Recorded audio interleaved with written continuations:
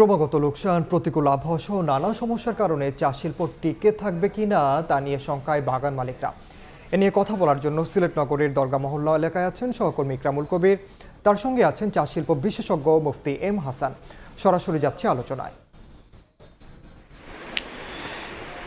আমি এই মুহূর্তে চার যে বর্তমান সংকট চলছে এই বিষয়ে কথা বলার জন্য বাংলাদেশের একজন প্রবীণ চাকর বা চা বিশেষজ্ঞের সাথে কথা বলব,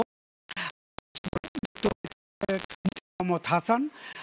ধন্যবাদ আমাদের সাথে যুক্ত হওয়ার জন্য। আপনি আমাকে বলবেন, আপনার প্রায় ৫৫ বছরের অভিজ্ঞতা চা শিল্পে, এই শিল্পের যে সংকট চলছে এই সংকটের কারণটা যদি একটু বলতেন সংক্ষেপে। জি,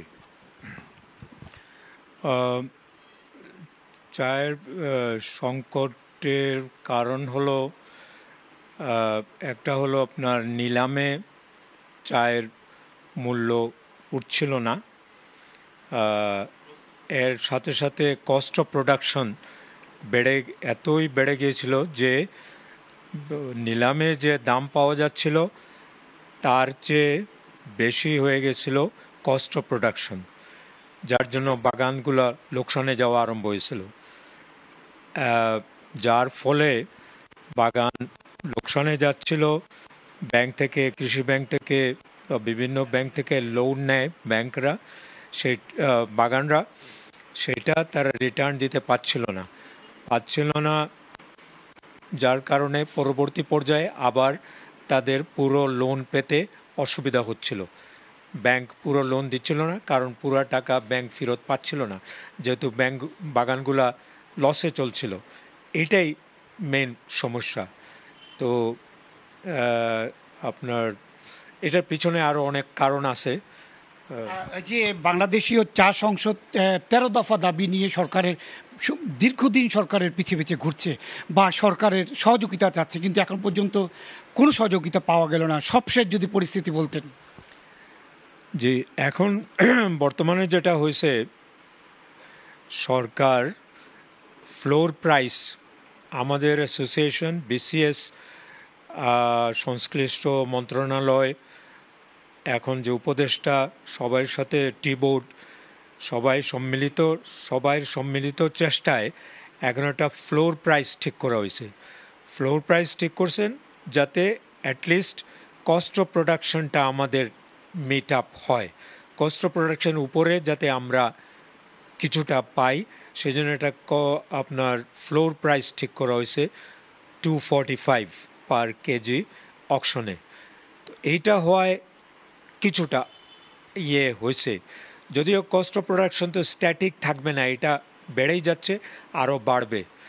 তো বর্তমানে এই ফ্লোর প্রাইসটা করায় কিছুটা বাগানগুলো কিছুটা স্বস্তি পেয়েছে।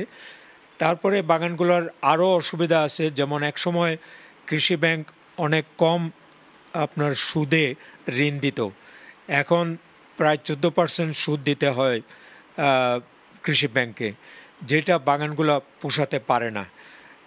অনেক বেশি ইন্টারেস্ট রেট অনেক বেশি হয়ে গেছে।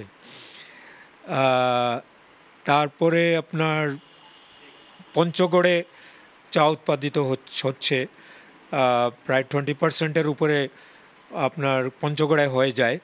তো পঞ্চগড়ের মান খুবই কম ছিল, তো যার জন্য সিলেট চট্টগ্রামের ভালো চা দাম পাচ্ছিল না, কারণ বায়াররা পঞ্চগড় বা উত্তরবঙ্গের চা কম দামে কিনে নিত, কারণ তারা ব্লেন্ডিং করে বাজারে বিক্রি করে, তারা তো কম দামের চা কিনবেই।